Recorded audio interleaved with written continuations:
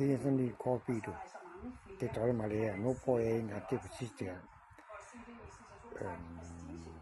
Jeg lavede, da vi kommer ned der om søndagen. Der var ikke noget vejen. Jeg lavede ind på YouTube.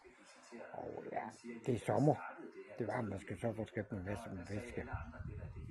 Men ja. Det er fandme godt nok varmt. Men det gør ikke noget, det er varmt. Som jeg kan se, jeg er ved at være gårdhårdt.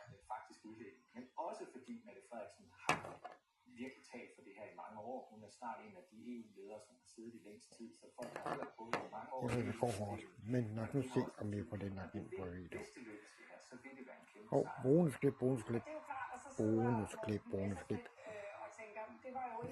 Hvis det lykkes, så kommer en mere, ellers ikke. Fortsat god sommer. Dem, der skal sommerferie, de må gå sommerferie.